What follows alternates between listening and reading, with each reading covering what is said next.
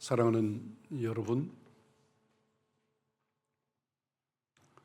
여러분에게 하나님은 정말 능력이십니까?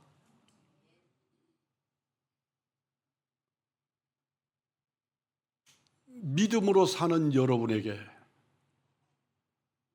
진실로 하나님이 능력으로 드러나게 되기를 축복합니다.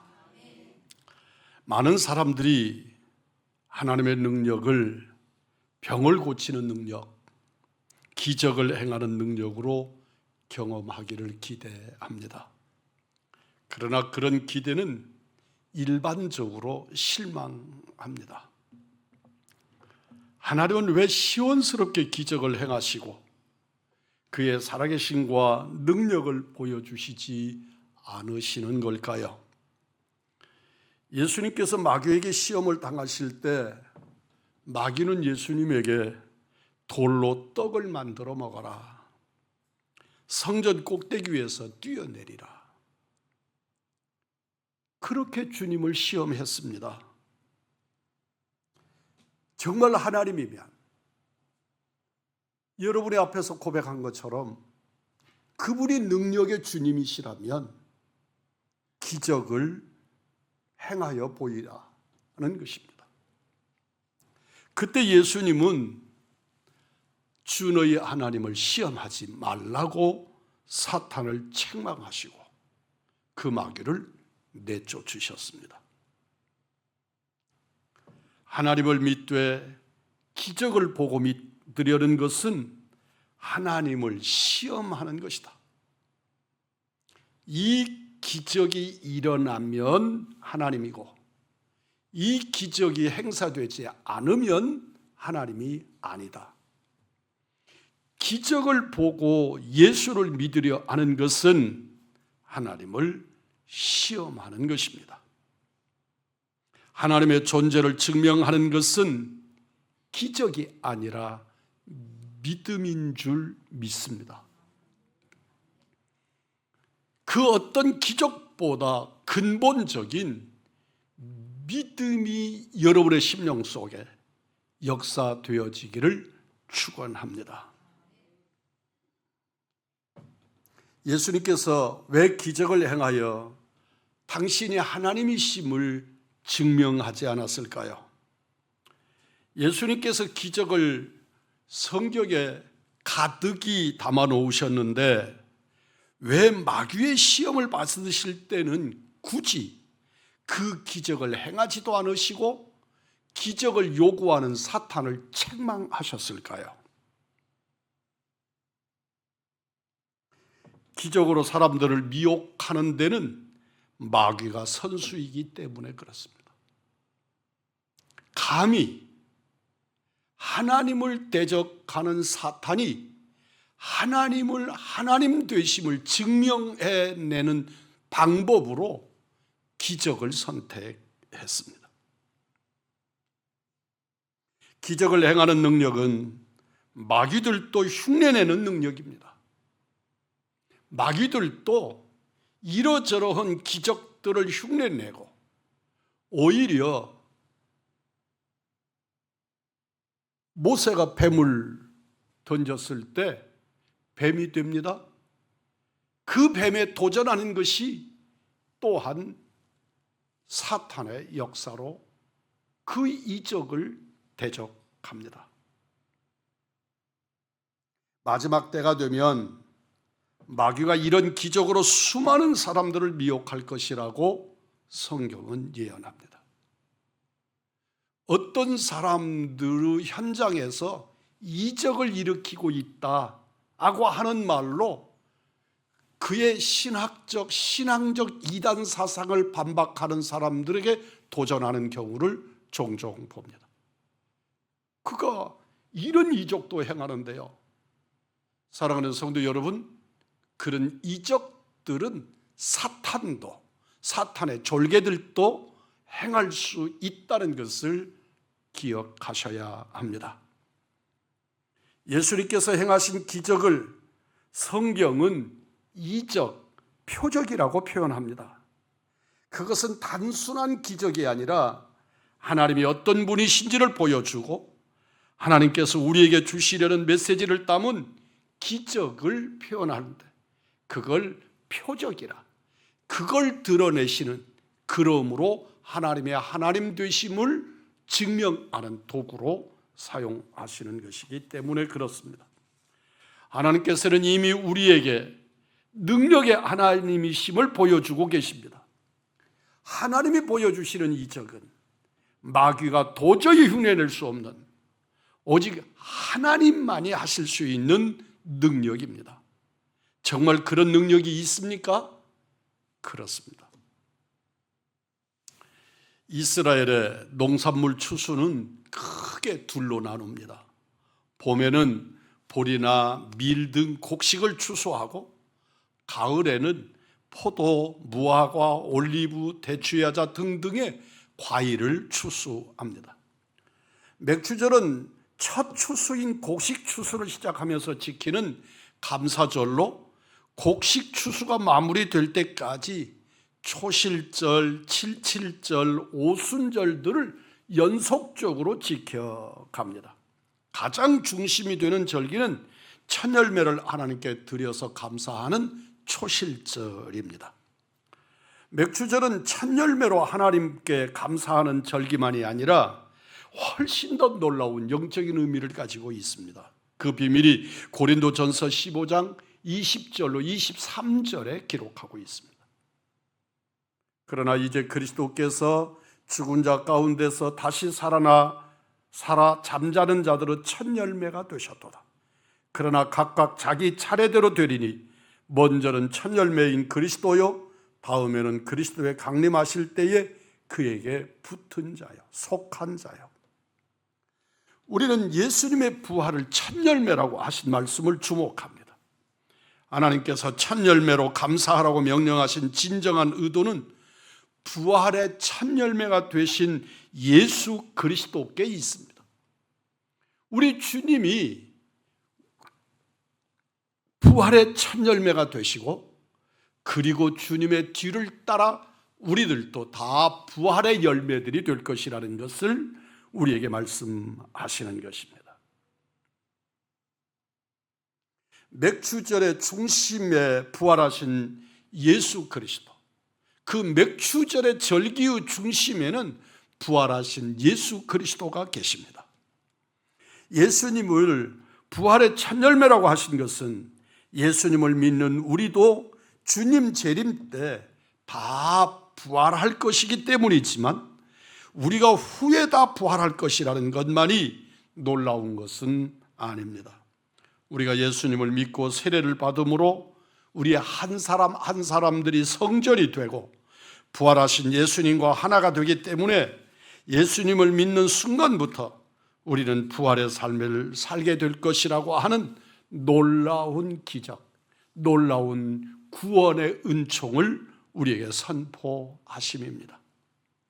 로마서 6장 4절로 5절입니다. 그러므로 우리가 그의 죽으심과 합하여 세례를 받음으로 그와 함께 장사되었나니 이는 아버지의 영광으로 말미암아 그리스도를 죽은 자 가운데서 살리심과 같이 우리로 또한 새 생명 가운데 행하게 하려 함이라. 만일 우리가 그의 죽으심과 같은 모양으로 연합한 자가 되었으면 또한 그의 부활과 같은 모양으로 연합한 자도 되리라. 죽음을 이기고 부활하신 예수님이 우리 안에 계시고 나의 생명이며 주님이 되셨으니 우리도 또한 부활의 능력으로 다시 살게 되는 줄 믿습니다.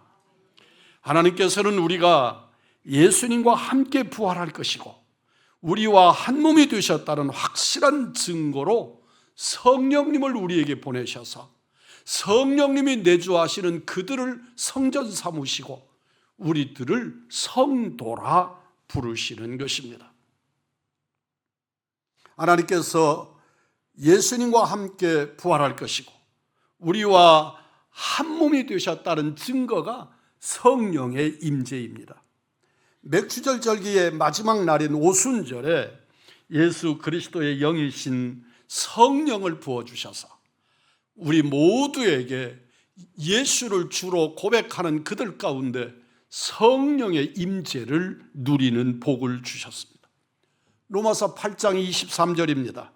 곧 성령의 처음 익은 열매를 받은 우리까지도 성령의 처음 익은 열매를 받았다고 말씀하십니다. 오순절 성령 강림은 구약과 신약을 크게 둘로 나누는 확실한 분기점입니다. 우리는 신약과 구약을 예수님 탄생을 기점으로 구분하지만 성경은, 신약 성경은 오히려 오순절 날로 신약과 구약의 역사를 대별합니다.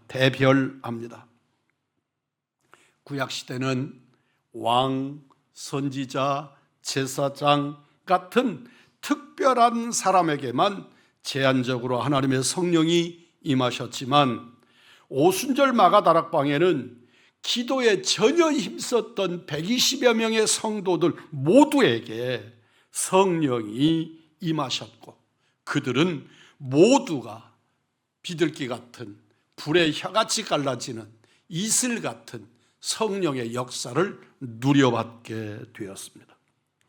우리는 성령이 비처럼, 폭포처럼 임하는 시대에 살고 있는 신약 성도들입니다. 진정 새 시대가 열렸고 새로운 약속이 이루어졌습니다. 그래서 우리들의 시대를 신약이라 부르는 것입니다. 성령 받은 성도들은 죽음을 이긴 부활의 삶을 살게 되었습니다.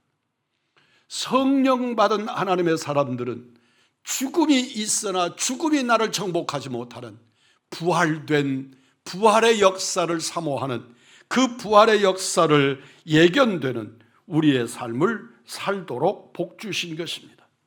이것이 맥주절에 하나님께서 우리에게 예비하신 복입니다. 우리에게 임한 하나님의 능력은 기적을 행하는 능력만이 아니라 죽음의 권세를 이기는 능력입니다. 이 능력은 사탄이 흉내낼 수도 없고, 사탄은 그저 그 아래 굴복할 뿐입니다. 부활의 능력은 죽어도 다시 사는 것만 아니라 우리로 하나님의 뜻대로 살지 못하게 하는 모든 장애물들을 다 꺾어졌다는 말씀을 이렇게 표현하고 있는 것입니다. 마귀의 권세는 죽음입니다. 그래서 우리들로 하여금 마귀는 끊임없이 죽음이라고 하는 것, 사망을 무기로 삼고 우리들을 공격합니다. 죽음 앞에서 누구나 절망합니다. 사람들은 죽는 것이 두려워 마귀의 종노릇하고 마귀에게 복종합니다. 사탄은 끊임없이 내게 죽을래? 나보고 죽음에 대해서 공포로, 죽음에 대한 절망으로, 죽음에 대한 두려움으로 우리들을 공격합니다. 그러면 우리는 꼼짝 못합니다. 죽음 앞에서 어찌할 바를 모르는 것입니다. 그러나 부활의 주님을 영접한 사람들은 더 이상 마귀의 종노릇, 죄의 종노릇 하지 않습니다. 이미 예수님과 함께 죽었고 이제는 예수님과 함께 살기 때문입니다. 우리 한번 따라서 하십시다. 나는 예수님과 함께 죽었고 예수님과 함께 살았습니다. 오늘 이 시간에도 예수님과 함께 살고 있는 주님의 임재를 누리는 여러분들이기를 주의 이름으로 축복합니다. 로마서 6장 6절입니다. 우리가 알거니와 우리의 옛사람이 예수와 함께 십자가에 못 박힌 것은 죄의 몸이 죽어 다시는 우리가 죄에게 종노릇하지 아니하려 함이니. 죄에게 종노릇하지 않는다는 말은 죽을 거냐고 우리를 협박할 때 죽여도 좋다고 대답할 수 있게 된 우리들의 신분의 변화를 말하는 것입니다. 우리는 부활할 것이기 때문이고 우리는 지금 이미 예수로 살고 있기 때문입니다. 하나님의 능력에 하나님이심을 믿음으로 고백하시기를 축복합니다. 우리에게 죽음을 이기는 부활의 능력이 임하였음을 보고도 알 수 있는 일입니다. 우리는 진실로 주님을 믿음으로 영접한 그들이 이 땅에 육신을 떠날 때 주님을 모르는 자들의 죽음과 그렇지 아니한 자들의 죽음이 얼마나 현저하게 다른가를 현장에서 경험해 보신 분들은 우리는 이 사실을 아멘으로 받지 않을 수가 없습니다. 죽는 것이 무섭지 않고 두렵지 않게 되었는데 죽음 자체가 공포가 아니라는 것이 아니고 살고자 함이 진정한 욕구가 안 된다는 말이 아니라 진실로 나는 다시 살 것을 믿기 때문에 내가 떠나는 그 나라에 우리 주님이 나를 영접하실 것을 믿기 때문에 우리는 공포가 아니라 환희의 찬양을 드릴 수 있게 된다는 것입니다. 어둠의 세력을 완전히 정복하신 예수님이 나의 주인이시고 내 안에 계시면 아멘 하십시다. 이 믿음이 내 안에서 역사하시는 부활하신 예수님으로부터 오는 능력입니다. 죽음도 결코 성도들이 생명의 복음을 전하고 하나님의 말씀대로 사는 것을 좌절시키지 못하고 낙심시켜 포기하게도 할 수 없습니다. 이것이 초대교회의 부흥의 비밀이고 우리 성도들이까지는 누구도 빼앗을 수 없는 주님이 나와 함께 하심으로 누리는 능력입니다. 우리 의왕중앙교회 사랑하는 성도 여러분이여, 우리의 삶이 고달프고 육신이 연약하고 때로는 고통스럽고 그러는 중에도 진실로 성령님이 나와 함께 하심으로 영원한 하나님의 나라를 누리고 사시는 능력의 그리스도인이 되었음을 믿음으로 확증하시는 여러분이 되시기를 축복합니다. 가정의 문제, 재정 문제, 건강 문제, 별의별 문제가 많지만 죽음을 이기는 능력이 이미 우리 안에 있습니다. 죽음 앞에서도 우리는 하나님의 말씀대로 살 수 있는 말씀의 사람들, 믿음의 사람들이기를 원합니다.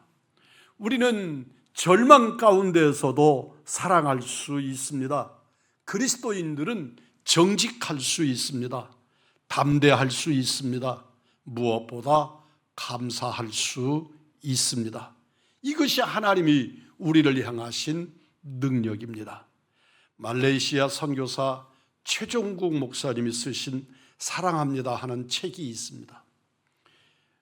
주인공의 아버지가 어느 날 병원에서 폐암 말기라고 하는 진단을 받았습니다. 병원에서는 더 이상 손을 쓸 수 없는 상황이라면서 그분의 이 최 목사님의 아버지의 수술을 거절했습니다.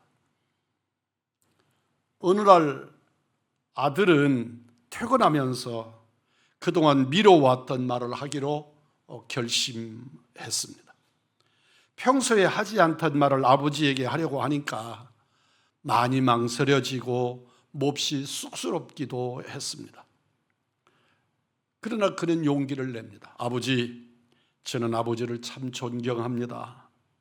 평생 자신에게 주어진 일에 최선을 다하시는 아버지의 모습을 보고 제가 아버지를 배웁니다. 그 말을 듣고 아버지가 대답하셨습니다. 아들아, 고맙구나. 내가 널 많이 사랑한다. 아버지도 그 말을 얼마나 어렵고 힘들게 꺼내셨는지를 그 아버지의 표정만 보아도 충분히 알 수 있었답니다. 뜨거운 눈물이 뺨을 타고 주르륵 흘러내리는데 아버지도 아들도 말없이 울었습니다. 그날 이후 예수님을 믿지 않으시는 아버지는 아들의 권유로 교회에 나가 예수를 영접하게 되었고 구원과 영생 그리고 하나님의 사랑에 관해서 복음을 받아 주님을 영접했습니다. 사소한 오해로 별거에 갔던 어머니와 극적으로 아버지가 화해하게 되고 온 가족이 지켜보는 가운데 감동적인 세례식을 거행했습니다. 세례를 받는 아버지는 울고 계셨더랍니다. 앞에서 벌어지는 광경이 믿어지지 않았던 어머니가 말씀하십니다. 너희 아버지가 우는 거 처음 본다. 저 무심한 양반이 그래도 눈물이 있었구나. 아버지는 신앙으로 조용하고 담담하게 삶의 마지막 시간을 정리한 후에 아들의 가슴에 영원히 기억될 신앙의 간증을 하고 영원히 하나님 품 안에 안겼습니다. 그의 간증 속에 있는 마지막 그의 고백입니다. 그저 착하게 살면 되는 줄 알았습니다. 그러나 병들어 죽어가면서 내가 아무리 착하게 살았어도 주님 앞에서는, 죽음 앞에서는 아무도 나를 도와줄 수 없음을 깨달았을 때, 그때서야 나는 비로소 눈을 떴습니다. 나를 도울 수 있는 분은 오직 그분, 그 한 분뿐이라는 것을 이제 부끄럽지만 아버지 앞으로 가려고 합니다. 예수님이 내 모든 부끄러움과 고집스러움을 십자가에서 다 용서해 주셨으니 오직 예수님이 나를 위해 죽으셨다는 말씀만 가슴에 새기고 가려고 합니다. 예수님이 나를 위해 모든 고난을 당하셨고 나의 모든 죄를 다 갚아주셨기에 오직 그분의 의지에 하나님 아버지께 가려고 합니다. 아버지가 쓴 아버지의 마지막 신앙 고백을 여러분은 들었습니다. 이 땅에서의 시간은 참으로 빠릅니다. 그러니 오늘날 더 많이 사랑한다고 말해야 합니다. 저 스스로 가끔 어린아이 같은 생각을 할 때가 있습니다. 거울에 비춰지는 제 모습을 보면서 내가 70이 넘었어? 제 나이가 인정되지 않도록 내 안에 어린아이가 있는 겁니다.